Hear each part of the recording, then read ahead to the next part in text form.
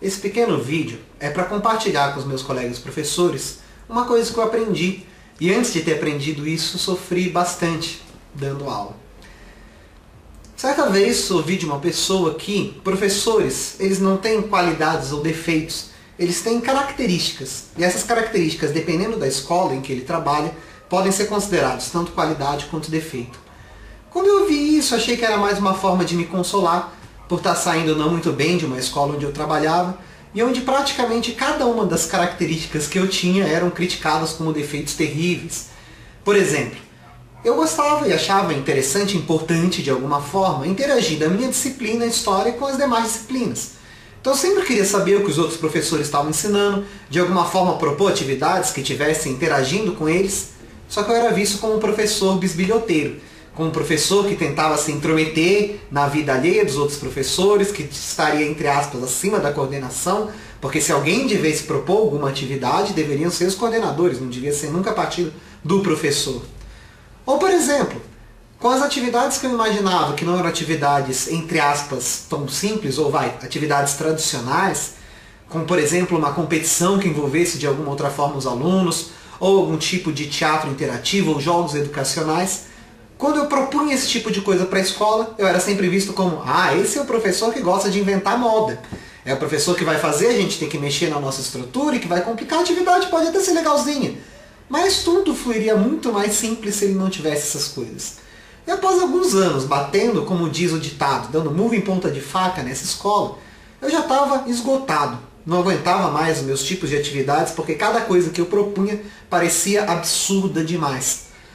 Um exemplo simples desses detalhes seria até a aula de xadrez. Eu dava nessa escola, além das aulas de história, que eu dou aulas de xadrez. E a gente tinha uma equipe que treinava fora do momento de aula, e essa equipe chegou a participar de campeonatos, chegou a ter grandes vitórias, e certa vez a diretora da escola resolveu ir visitar a sala onde estava treinando a equipe, após já anos existindo essa equipe. E chegando perto, ela ouviu os meus alunos conversando.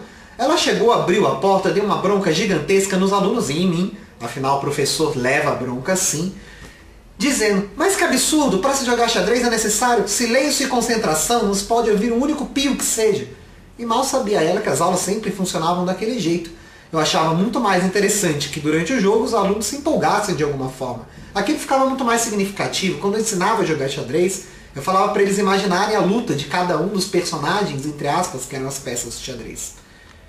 Acontece que, saindo de lá arrasado, me deparei com essa frase que falava isso para mim. Professores têm características, não defeitos ou qualidades.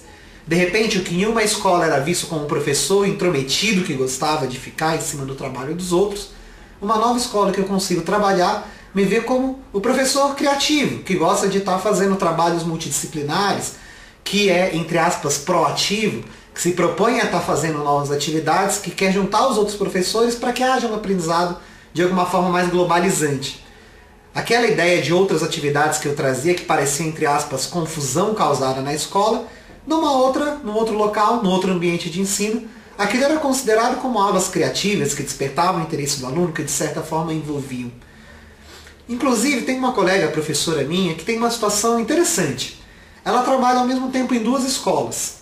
Em uma escola, o pessoal olha ela e diz, mas que absurdo esse tipo de técnica que você está usando. Por exemplo, era uma professora de matemática, ela levou os alunos para estarem medindo a área na quadra. E o fato de ter que levar os alunos para fora da aula, para estar medindo com réguas fitamétricas, para calcular a área de um local de quadra, gerou naquela escola uma confusão muito grande. E a direção, a coordenação olhou para ela como se ela estivesse querendo ser revolucionária demais, atrapalhando a boa ordem da escola. E essa mesma professora, de repente, numa outra escola que ela está trabalhando, ela é vista como uma professora tradicional demais. Ela está em uma escola construtivista e, entre aspas, penando para tentar aprender as novas técnicas construtivistas que tem lá. Se a gente ficar moldando o nosso tipo da aula, o nosso tipo de professor que a gente é, de acordo com a escola onde a gente está, e se deixar abalar por isso, esquecer dos nossos ideais, às vezes a gente só vai se cansar cada vez mais. Pode parecer estranho em um mercado de trabalho capitalista, onde a gente precisa de dinheiro, onde a gente precisa se moldar aos locais, senão fica desempregado. Mas vale a pena continuar buscando, independente de você passar uma fase em uma escola que não seja a sua cara, entre aspas, mas continuar buscando até achar o seu lugar. Porque com certeza, independente do seu método de ensino, Existem pessoas que acreditam na forma como você trabalha. Por mais tradicional que seja, como eu falei de mim, valeria também para um professor tradicional que tivesse numa escola interativista, uma escola construtivista. Talvez isso valha para todas as profissões, para todas as áreas de trabalho que a gente tenha. Mas eu vou falar daquilo que eu sei, que é estar dando aula, que é lecionar. Agora tem uma coisa importante. Há uma característica que independa do lugar que você esteja, independa da instituição de ensino que você esteja trabalhando, que é a paixão por ensinar. Talvez isso também valha para todos os tipos de profissão, a pessoa precisar ser apaixonada pelo que faz. Mas dentro de uma sala de aula em que a gente vai estar lidando com alunos, a gente precisa de alguma forma, independente da nossa técnica, independente dos alunos, independente da forma como os alunos estejam, da sociedade onde eles estejam, a gente precisa de alguma forma apaixonar aqueles alunos pelo conhecimento. É um trabalho difícil, é um trabalho complicado, mas é um trabalho impossível para um professor que não seja apaixonado pelo que faz. Para um professor que não acredite tanto no lecionar, quanto na importância daquilo que ele está ensinando.